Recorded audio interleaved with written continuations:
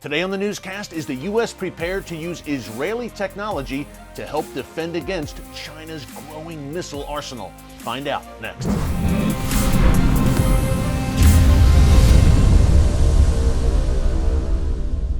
Hey folks, Erick Stakelbeck here. Welcome to the Watchman Newscast. Do you remember a little while back when we told you that the United States purchased two of Israel's Iron Dome missile defense batteries? Now, a lot of people have been asking over the past year, where exactly are those Iron Dome systems that the United States purchased? And they're asking with good reason. Remember, the Iranian regime and its proxies in the Middle East have carried out several drone and rocket attacks against U.S. personnel and U.S. bases in Iraq and Syria. So it would seem that the U.S. could use some good missile defense to counter these Iranian threats. Not only that, the United States pulled missile defense systems out of Saudi Arabia at the very time when, look, the Saudis are under assault from an onslaught of rockets launched and attack drones launched by the Houthi, the Iran-backed Houthi rebels in Yemen to Saudi Arabia's south. But the United States right now does not have much of a semblance of missile defense in the Middle East right now, even as the rockets are falling and the drones are crashing into targets. All that said, now we know what is going on with those Iron Dome missile defense systems. This week in Guam, it's a U.S. territory in the Pacific, about 1,800 miles from China. This week, the U.S. is testing Iron Dome. Now, they purchased these, the U.S. military purchased these two Iron Dome batteries back in 2019, and now it seems like, unfortunately, they aren't being used in the Middle East where they are sorely needed, but it seems like they may be used in the future in the Pacific region. Again, Guam is about 1,800 miles from China, and the Pentagon is very concerned about China's massive military buildup, including a growing arsenal of missiles. Now, we reported here last month on the newscast that China recently tested a hypersonic missile. It travels at 5 times the speed of sound at a very low altitude and can evade missile defense systems. Oh, and by the way, it is a nuclear-equipped missile. Now, China reportedly conducted this test back in August, and U.S. intelligence services were reportedly stunned that China had this capability, and the U.S. military is very concerned about it. So only a few countries, including the U.S. and Russia, have shown this hypersonic missile capability, but China is working very diligently on it and across the board building up their military. Look, a major nuclear buildup by the regime, the communist regime in Beijing, as well as they are in the process of building right now hundreds of missile silos. And also this week, satellite images emerged of basically a mock-up of a U.S. aircraft carrier and a U.S. destroyer in China's remote northwestern desert. And China is apparently, the Chinese military is apparently conducting training using a mock-up again of a U.S. destroyer and aircraft carrier in their military training. I wonder why they are doing that. So look, China presents a serious and growing challenge, folks, and it is no coincidence that the United States now is testing Iron Dome, which is obviously a proven and advanced missile defense system.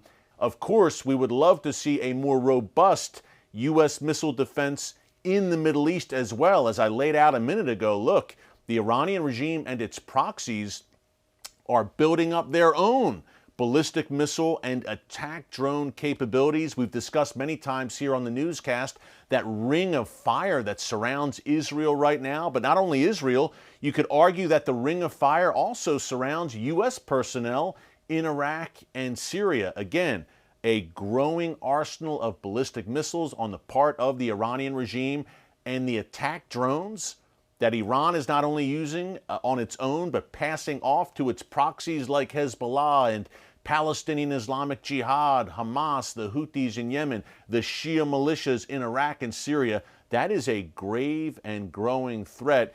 if you look down the road, folks, you can see the ultimate goal of the Biden administration seems to be complete a pullout from the Middle East. Obviously, Afghanistan and South Asia, a disastrous U.S. withdrawal back in Afghanistan, but do not be surprised if on the heels of that, in Iraq and Syria, U.S. troops empty the region entirely. So why would the U.S. keep a missile defense presence in the region if U.S. soldiers are only going to leave anyway eventually? And the goal of the Iranian regime, by the way, is to duplicate what happened in Afghanistan and to give the impression that U.S. forces are retreating with their tail between their legs. Now, the U.S. military would never do that, and I say that on Veterans Day, and God bless our veterans who served here in the U.S. military.